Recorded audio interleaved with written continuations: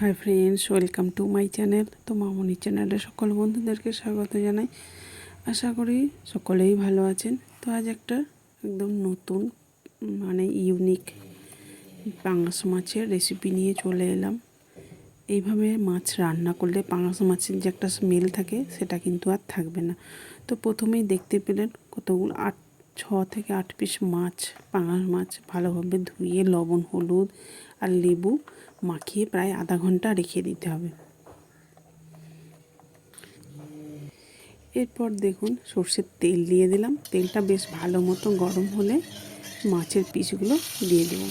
তো যে যেখান থেকে বসে আমার ভিডিওটা দেখছেন একটা লাইক দিয়ে প্রথম থেকে শেষ পর্যন্ত দেখার অনুরোধ রইল। লো টু মিডিয়াম আঁচে রেখে মাছগুলো ভেজে নেব, তা নাহলে কিন্তু নিচে পড়ে যাবে আর ভিতরে কিন্তু কাঁচা থেকে যাবে।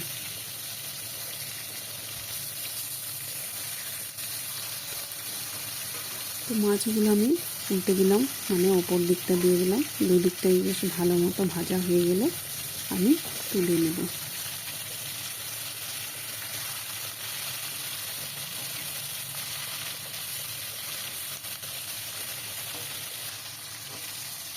দেখুন দুদিকটাই আমার বেশ গোল্ডেন কালার হয়ে গেছে। এরপর তুলে নিচ্ছি।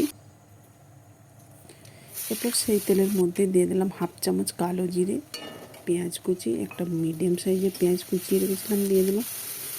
1 চামচ করে আদা রসুন বাটা। আদা রসুন কাঁচা গন্ধটা চলে গেলে দিয়ে দিলাম টমেটো কুচি, একটা মিডিয়াম সাইজের টমেটো দিয়ে দিলাম। শুকনো মশলায় হলুদ, জিরে, ধনে, শুকনো লঙ্কা। তো মশলাটা যাতে পুড়ে না যায় সেজন্য সামান্য জল দিয়ে দিলাম।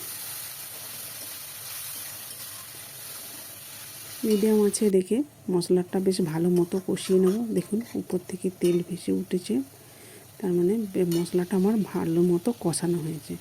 এরপর সব শেষে দিয়ে দিলাম টক দই। এখানে 2 থেকে 3 চামচ টক দই দিলাম। টক দইটা দেওয়ার পরে খুব বেশি কষানোর দরকার নেই।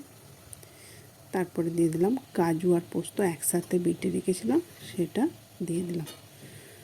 তো ঝোলটা ফুটে উঠলে ভেজে রাখা মাছগুলো দিয়ে দিলাম।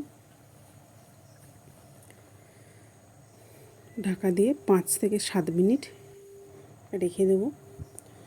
দিয়ে দিলাম কাঁচা লঙ্কা 3টে। সব শেষে দিয়ে দিলাম মিছরি। লবণটা কিন্তু স্কিপ হয়ে গেছে, কিছু মনে করবেন না। আর দিয়ে দিলাম গরম মশলা। আবারও 2 মিনিট ঢাকা দিয়ে নামিয়ে নেব। এইভাবে রান্না করে দেখুন, পাঙাশ মাছের যে একটা স্মেল থাকে কিছুতেই গন্ধটা থাকবে না। খেতে কিন্তু দুর্দান্ত হবে। যারা আমার ইউটিউব চ্যানেল থেকে দেখছেন একটা সাবস্ক্রাইব করে পাশে থাকবেন। পাশে থাকা বেল বাটনটি অল করে রাখুন। দেখতেই পাচ্ছেন কতটা সুন্দর লোভনীয় হয়েছে।